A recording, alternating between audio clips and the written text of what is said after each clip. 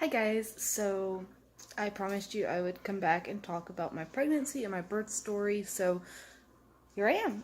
It's going to be kind of a longer video, that way I can really get into details about the things you guys missed. My baby is playing in the background. She's near me, she's got her toys.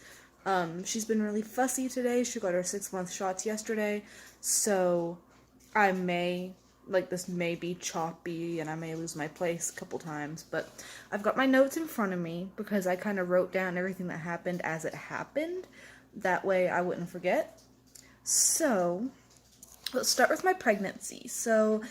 Um, I had a really rough early pregnancy with a lot of morning sickness. I had to go to the hospital, get IVs. It was kind of bad.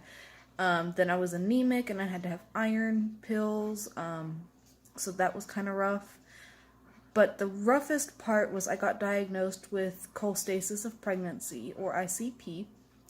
And what that is it's a liver disorder in pregnant women where the bile acid empties into the blood, making the blood more acidic, which can cause stillbirth. And the longer you're pregnant with cholestasis, the higher your risk of stillbirth. So the goal was to get me as close to term as possible. I had to have my blood drawn every Monday, and I had to have 3 ultrasound scans a week to make sure she's breathing and meeting all of her milestones and stuff like that, or practicing breathing rather. And those are called biophysical profiles, or BPP scans. So I was also on 2 different medications to try to keep the acid levels in my blood down, and yeah, that was fun. So I got induced at 36 weeks, 6 days pregnant, and I was in labor for 36 hours. The goal was to have a not natural, but a vaginal birth. And so we started with, I'm reading my notes, we started with the Cytotec pill, which was something you take orally. You put it under your tongue and let it melt. And when we started that, I was 0 centimeters dilated and 50% effaced. I started having contractions regularly during that hour, but at like 10:30 at night, because I went in the night before, so at 10:30 at night, her heart rate went really high and I had to go on oxygen. So day 2 at midnight, my contractions were like over 8 in a 10-minute period, and they like it to be 5 or less. That way the cervix has time to relax and dilate. So they stopped all of the medication to give my body a little bit of a break. So at 3 a.m. I was still having regular contractions, and I finally gave in to some IV pain medication. That way I could get some sleep and, wake up in the morning and have a baby, hopefully. So by 6 that morning, we started Pitocin and a second dose of the pain medication so I could sleep a little more, and I was about 1 centimeter dilated. By 7:45 a.m., we had to completely stop the Pitocin because I could not regulate and I wasn't getting breaks. Like, my contractions would start and then start to drop, but then flatline and go back up. They didn't actually come all the way down. So we decided to wait a few hours, let my body stop contracting, and, see how that went. And while we were waiting, my IV came out, like it floated out of the vein. So I had to get a new IV. And while we were waiting on the new IV, they let me walk around, eat a little bit of a cracker, because I was starving at this point. And that was fun. So finally, at 10:30 in the morning, we get the new IV in. I'm still 1 centimeter, very lightly contracting, and we decided to do Cervidil this time, which is inserted up behind the cervix. Kind of like a tampon, but it's like up behind, and it's supposed to help thin the cervix out more so that you dilate better. By 4 o'clock that day, I was only 2 centimeters, so we decided to do a Foley balloon. And let me tell you, the worst part about my entire labor experience was that stupid balloon. Getting it inserted wasn't bad. It just felt like they were checking me. It wasn't bad. But as soon as they got it in, it's like a catheter. There's a balloon on this side and a balloon on this side, and then it pulls to try to dilate the cervix. So, as soon as they put that thing in, I went from, oh, these contractions aren't bad, to, holy shit. Somebody save me. I was shaking, shivering. I felt like I was going to throw up. I was screaming. So I was like, okay, I want the epidural. So it took them an hour because someone across the hall was getting theirs. So I had to go through this for like an hour. And remember, my contractions weren't stopping. They were like that instead of like that. So I was getting no breaks. This pressure from the balloon was just awful painful. So when I finally got my epidural, it took them 4 tries. Not 1, not 2, not 3, but 4 tries to get it in because they kept getting blood in the flush back. So that was fun, but I finally got the epidural. It worked great. Sweet relief. I got the bladder catheter, and then we started the Pitocin back. And then by 11 o'clock p.m., I was about 3.5 centimeters, but 80% effaced. You can hear my baby in the background. She's kind of fussy. I'll be right back. I'm going to get her a toy. Okay, we're back. Sorry about that. She, like I said, she had her shots yesterday, so she's a little fussy. So 80% effaced, and my contractions were every 2 minutes, and about 15 minutes after that, I felt a pop and a gush of fluid. My water broke on its own. So they tested it to make sure. Yes, it was my water. So now we're on to day 3. About 6 o'clock that morning, I was 5 centimeters, and the Foley balloon finally came out on its own, because it's made to where once it gets you to 5 centimeters, it'll come out on its own. So it did.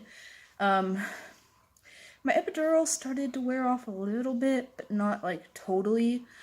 I'm naturally resistant to anesthesia. Like if I go to the dentist, I have to have more shots than someone else does. I don't know why, my body's just naturally resistant. So they increased the dosage of the medication going into my epidural. And then at like 7:30 that morning, they put a pressure catheter into my uterus. That way they could better measure how good my contractions were actually working to push the baby down. It was to measure the baby's happiness as well, get a better heart rate on her. I was still at 5 centimeters. I hadn't changed. So at 10:30 that morning, everything changed. It started moving really fast. The doctor came in. He's like, your baby's heart is decelerating. And it's not just decelerating during contractions, it's decelerating after them as well. And it looks like she's in stress. They said, you have 2 options. We can put you in a different position. We can try a couple of different things to try to get things going naturally. Or we can go ahead and do a C-section now. That way we don't have to do an emergency C-section later. And I looked at my husband, and we decided to do what was best for our baby's safety, especially with me being high risk. And we had an elective C-section. I know it. And little fuss bud over here was born at 11:20 a.m. on the 19th of July. She did have to go to the NICU. She spent a couple days in NICU. I'm gonna go take care of her. Hold on. Okay, she's playing in her walker, so she should be happy for a minute. So she was born at 11:20 a.m. via C-section.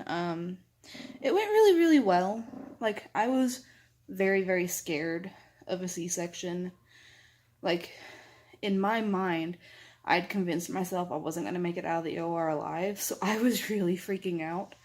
But it was so easy. It went a lot better than I thought it would. It took them from 11 o'clock to 11:20 to deliver her, so it wasn't rushed. It was just calm And the doctor kept me calm and he kept me laughing, so that was great. Excuse me.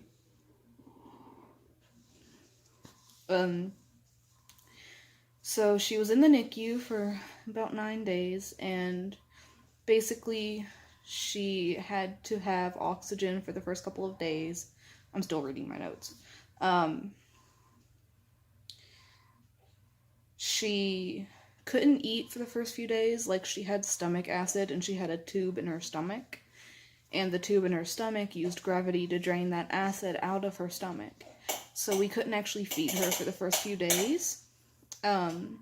She had a PICC line, which is basically a giant IV that goes in through one of your larger veins into your heart area. I don't think it goes in your heart directly, but it goes closer to the heart.